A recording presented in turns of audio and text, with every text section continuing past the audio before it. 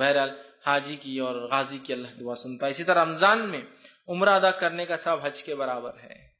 رمضان میں کیا گیا عمرہ حج کے برابر ہے۔ نبی اکرم صلی اللہ علیہ وسلم کے زمانے میں ایک خاتون تھی، وہ کسی وجہ سے آپ صلی اللہ علیہ وسلم کے حج کو نہ چل سکی، اور یہ ابو داؤد کی روایت۔ لیکن اس کے بعد جب آپ نے پوچھا تم حج کو کیوں نہیں آئی، تو کہ اللہ کے رسول ایک ہی اونٹ تھا اور وہ بھی کام کاج کے لیے کام آتا، نہیں آ سکی۔ تو کہا ٹھیک ہے تم رمضان میں عمرہ کر لینا۔ رمضان میں کیا گیا عمرہ حج کے برابر ہے ثواب کے اعتبار سے، لیکن اس کا حج نہیں کرنا ایسا نہیں، حج کے برابر ہے، سمجھ رہا؟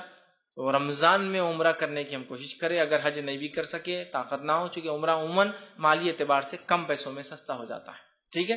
تو عمرہ کرنے کی کوشش کریں، چونکہ رمضان میں خاص طور سے کیے گا عمرہ حج کے برابر۔ اسی طرح جو ہے رمضان میں عمرہ ادا کرنے کا ثواب رسول اللہ صلی اللہ علیہ وسلم کے ساتھ حج کرنے کے برابر بھی ہے۔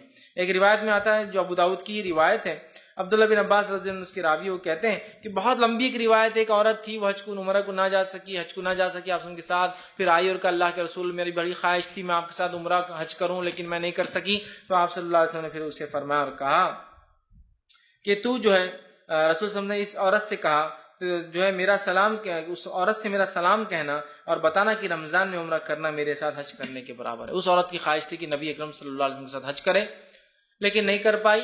آپ نے کو سلام بھیجا اور کہا کہ میں نہیں کر سکی، بڑا اس نے اظہار کیا کہ بڑی بڑی خواہش تھی۔ اللہ کے رسول نے کہا کوئی بات نہیں، رمضان میں عمرہ کر لینا، رمضان میں کیا گیا عمرہ میرے ساتھ حج کرنے کے برابر ہے۔ اس کا مطلب اس عورت کو تسلی دی۔ اور ایک روایت میں آیا حج کے برابر ہے رمضان میں کیا گیا عمرہ، ایک روایت میں آ رہا نبی اکرم صلی اللہ علیہ وسلم کے ساتھ کیا گیا حج کے برابر ہے۔ تو یاد رکھیے اس کو علماء نے مانا لیا، اس آدمی کی انٹینسٹی، اس کی خالص نیت کے اعتبار سے دونوں میں سے کوئی اجر مل جائے گا اس کو۔